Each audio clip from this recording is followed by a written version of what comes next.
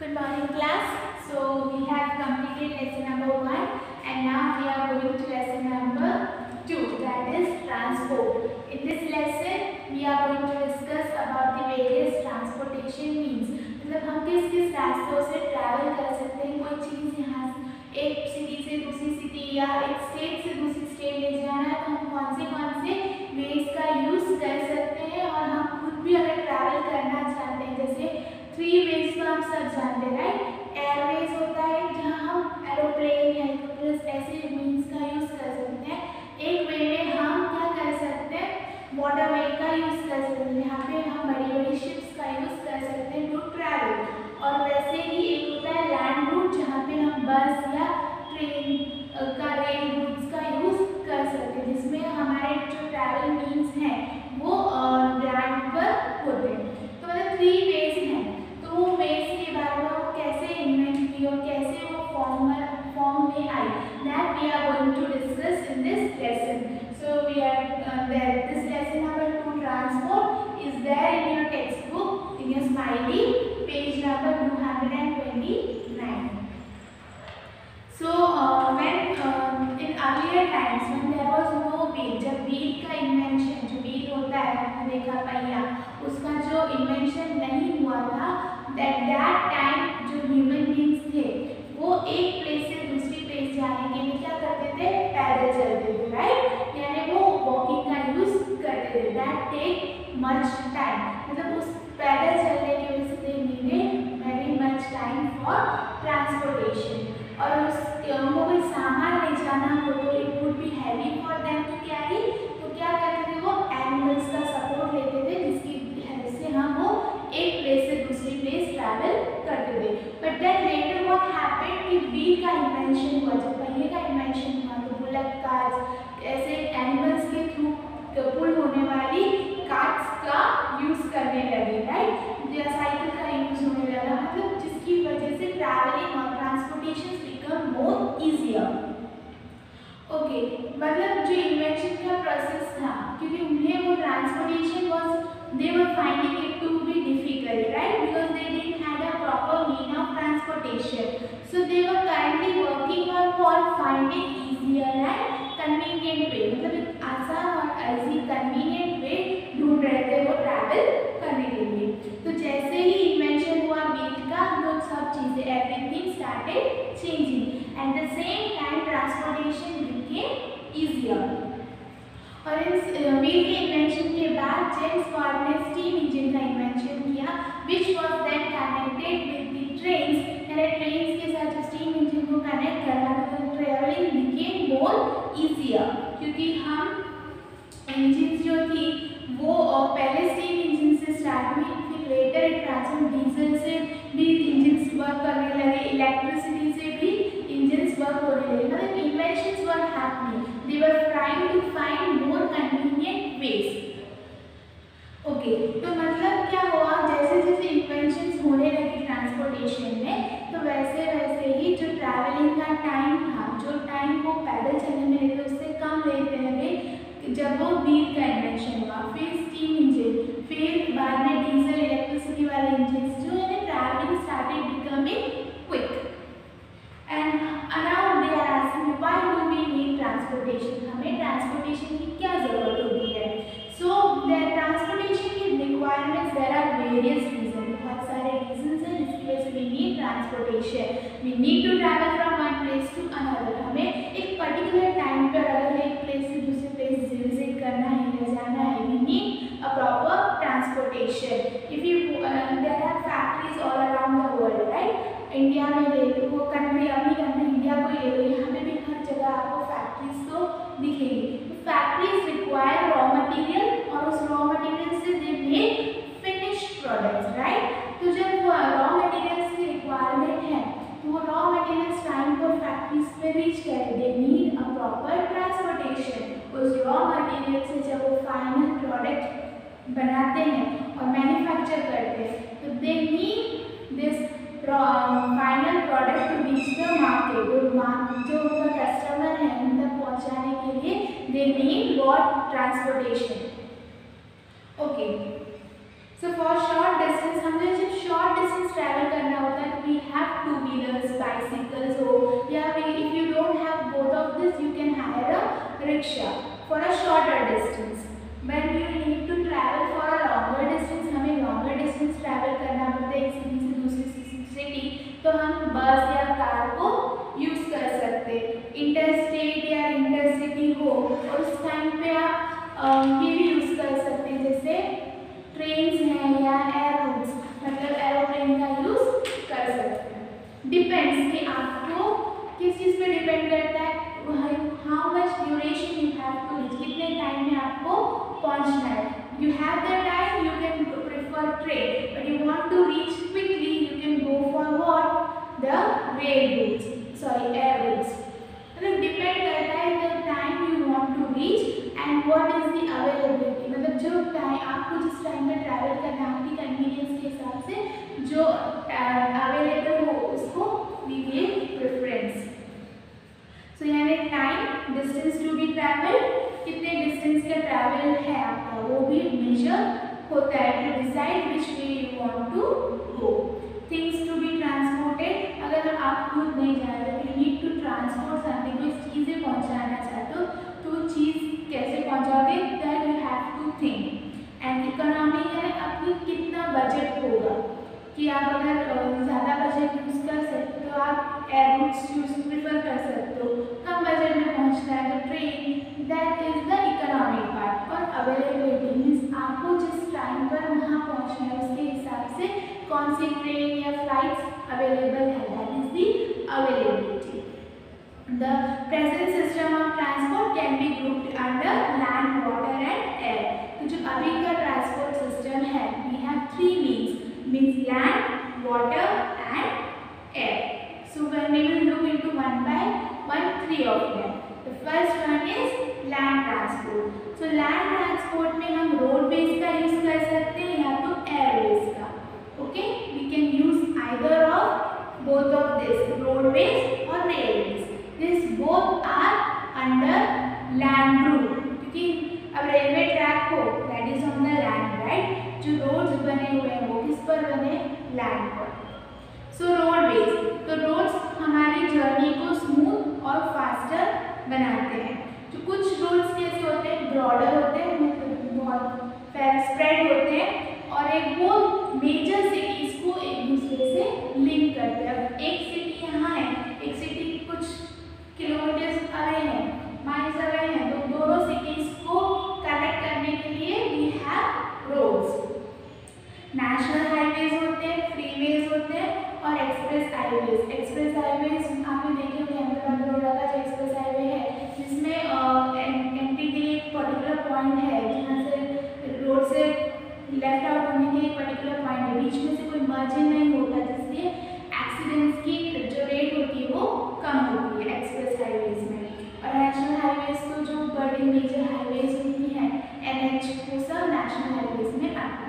So this highways or express highways have what, the roadside restaurants होते हैं रहने के लिए, hotels होते हैं, rest houses होते हैं, और यहाँ पे ट्रैफिक ज़्यादा होता है. जो रोड ऑफ अ कंट्री या दो कंट्रीज को कनेक्ट करने वाली रोड्स भी होती है, उन रोड्स को हम बोलते हैं इंटरनेशनल हाईवेज. एक ही कंट्री के अंदर जब हाईवेज हैं तो that is national highway, and the highways that connects two countries through road is international highway. Okay, और सबका एग्जांपल है कि जो कॉन्टिनेंट्स है यूरोप के, वहाँ पे यूरोपियन कंट्रीज को एक दूसरे से कनेक्ट करता हुआ एक प्रॉपर इंटरनेशनल हाईवे है.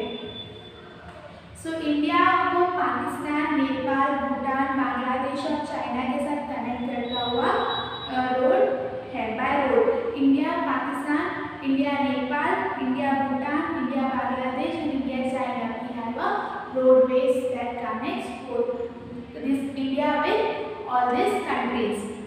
Grand Trunk Road है जो इंडिया के कोलकाता से पेशावर इन पाकिस्तान को कनेक्ट करता है. ग्रैंड ट्रंक रोड जो मौर्यन एज में बनाया था, and then Dalhousie reconstructed this road. India and China are also connected through Hindustan-Tibet road. तो इंडिया और चाइना को कनेक्ट करता हुआ हिंदुस्तान तिब्बत रोड. तो रोडवेज एंड प्रॉब्लम। अब इन रोडवेज में what are the problems that arise. So heavy traffic on the road causes congestion. जब ट्रैफिक बढ़ जाता है तो एकदम भीड़ बढ़ जाती है, इंक्रीज हो जाती है congestion. Dust and smoke from vehicles pollute the air. तो जब ज़्यादा व्हीकल्स होंगे पॉल्यूशन जो है वो ज़्यादा होगा, एयर पॉल्यूशन इंक्रीज होगा क्योंकि जो स्मोक और डस्ट है वो पॉल्यूट करेगा एयर को। More countries in the world are making strict rules. Strict जो कंट्रीज हैं वो स्ट्रिक्ट रूल्स बनाए ताकि हम सेफली ट्रैवल कर सकें, क्योंकि when the rules are not strict there won't be any safety left on the road. Then next in the land transport में next क्या है, हमने already discuss कर दिया roadways, now we have railways. तो रेलवे जो है वो important means of transportation है जहाँ पे हम बहुत सारा सामान when we have to carry a lot of loads and that time railways are a good option. Steam engines, iron rails, फिर diesels, फिर electricities, इन सब means में railway works. And railway engines run efficiently on diesel and electricity. तो जो rails की engines होती है वो efficiently अच्छे से किससे वर्क करते हैं, डीजल एंड इलेक्ट्रिसिटी के मीन्स से। Major town small regions of India. India के छोटे छोटे रीजन्स को एक दूसरे से कनेक्ट करना हो, स्मॉल सिटीज हो, टाउन्स हो, उन्हें एक दूसरे से कनेक्ट करने के लिए वी हैव रेलवेज। और वो चीप और कम एक्सपेंस में you can reach. Several up to super fast trains हैं, you have the super fast express trains that मिनटों में आपको आपके डेस्टिनेशन तक पहुंचा देगी। हमारे पास यहाँ हेरिटेज ट्रेन्स हैं जो फॉरेन टूरिस्ट को अट्रैक्ट करने के लिए है, Deccan queen and palace on wheels, जो सिर्फ फॉरेनर्स को अट्रैक्ट करने के लिए हेरिटेज ट्रेन्स हैं। The USA has the largest railway tracks network in the world. तो USA का है सबसे largest railway network और railways that connects the cities on the eastern coast with those on the western coast are called transcontinental railways. तो जो eastern coast से western coast को connect करे उसे हम बोलते हैं transcontinental railways. USA, Canada and Australia have such what railway networks, and trans-Siberian railways run across Europe and Asia. जो यूरोप और एशिया के बीच में रन होता है वो trans Siberian railway. Filling the blanks में India and China connects through the Hindustan Tibet train. Dash and dash are two heritage trains of India. दो हेरिटेज ट्रेन्स का हमने बोला था, what were the Deccan queen and palace on wheels. Okay next हमने land roads देख लिए, landways देख लिए, we are going to discuss waterways.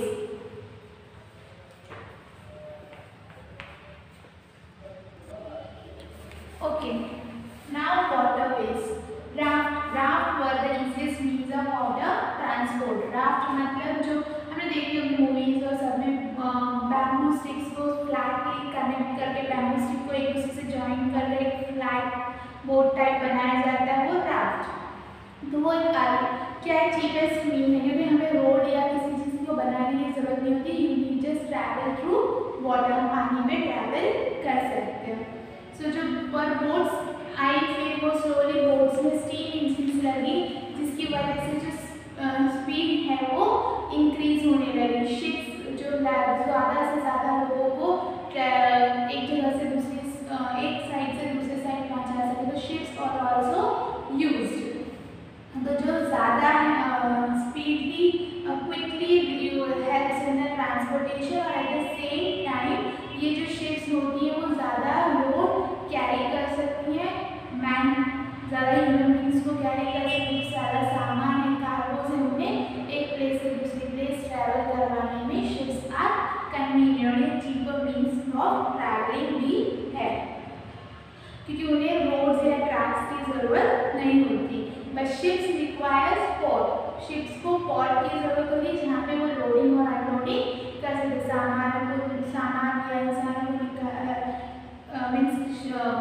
Land पे पहुंचाने के लिए दे रिक्वायर पोर्ट्स।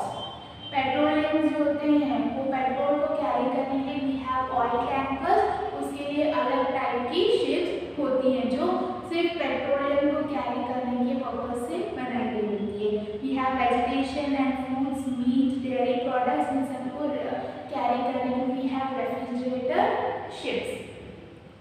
तो इंडिया जो सराउंडेड है सी से from all three sides, it has a long coast line. India की कोस्ट लाइन कैसी है? बहुत लंबी है, because it is covered from sea through three sides. और ports are very important for the country. और कोई भी कंट्री के लिए पोर्ट इंपॉर्टेंट होता है क्योंकि when you are carrying human beings और goods through ships you require port for loading and unloading. तो 12 मेजर पोर्ट्स ऑफ इंडिया हैं Mumbai, Kolkata, Kochi, Chennai, Goa and Visakhapatnam. These are the few important seaports of India. Okay, inland waterways. Inland waterways provide natural links. Natural links provide करके Ganga river that passes through Central and Southeastern Europe. वो Ganga Brahmaputra of India, Nile and Congo in Africa, Amazon in South America और Tianjin and Huangpu of China are important and busy waterways. ये जो waterways हैं वो world की famous waterways हैं. Many nations have built a network of waterways. और इसके through they have made canals and bracks मतलब जो फ्लैट सरफेस होता है नीचे और वो सीज या उसकी शिप्स की तरह ट्रैवल में यूज होती है। These canals have made it possible for ships to reach inland ports.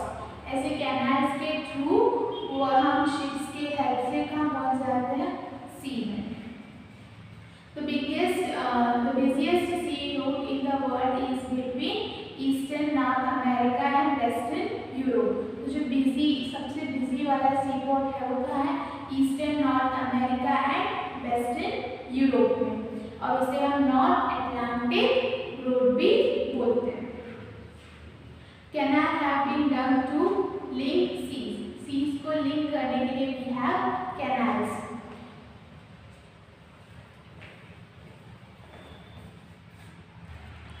Okay, जो स्विस कैनाल है that links the Mediterranean sea with the red C.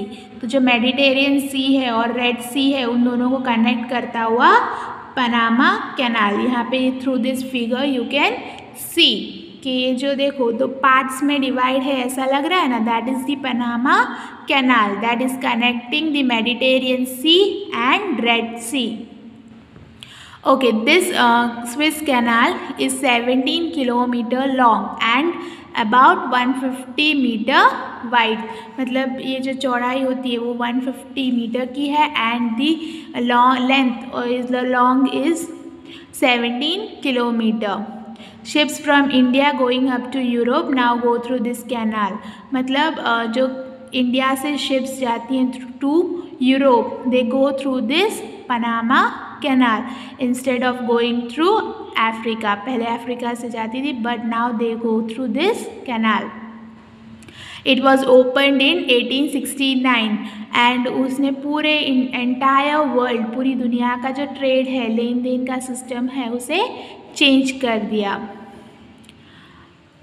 Panama canal के बाद in 1914 connect the Atlantic Ocean and the Pacific Ocean। तो मतलब first जो है वो था पनामा कैनाल, फिर बाद में स्विस कैनाल आया। Okay, so the canal is about 82 kilometre long and ship can cross it in just 8 hours। तो शिप को सिर्फ 8 घंटे लगते to travel that is Panama canal. So our dash are the special flat bottomed boats. Special flat bottom boats क्या हैं? Brags. Option C, BARGES.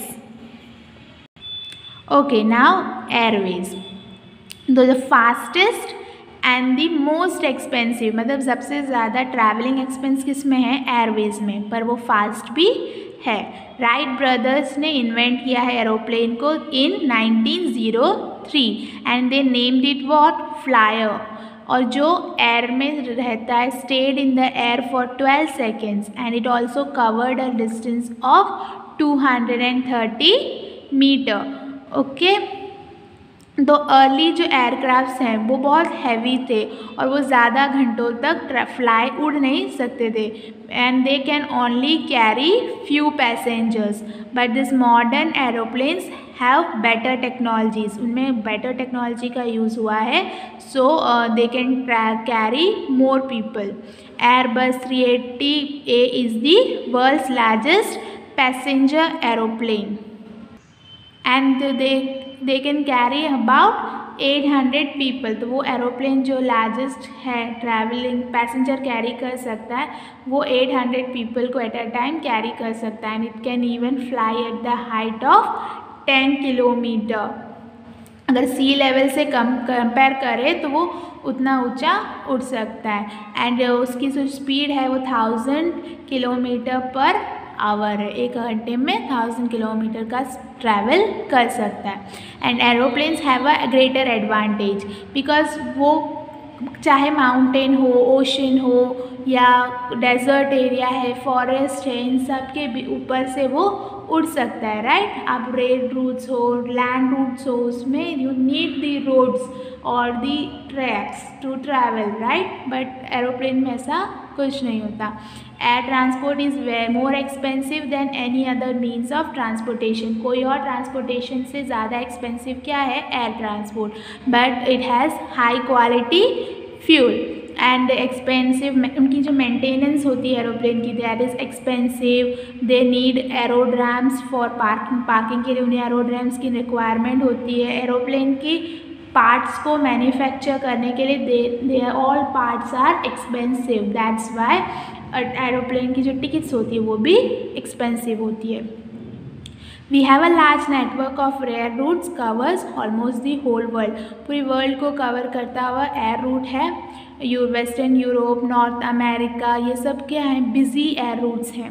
जो London, Paris, New York, Moscow, Tokyo, Rome, Jeddah, ये सब क्या हैं, लार्ज एयरपोर्ट्स हैं और उनमें सब मॉडर्न फैसिलिटीज़ अवेलेबल है। और इंडिया एयर रूट से मेजर सिटीज़ से एयरवे से कनेक्टेड है and we have so many airlines offering tickets at ऐसी अफोर्डेबल टिकट्स प्रोवाइड करने वाली एयरलाइंस भी हमारे पास है।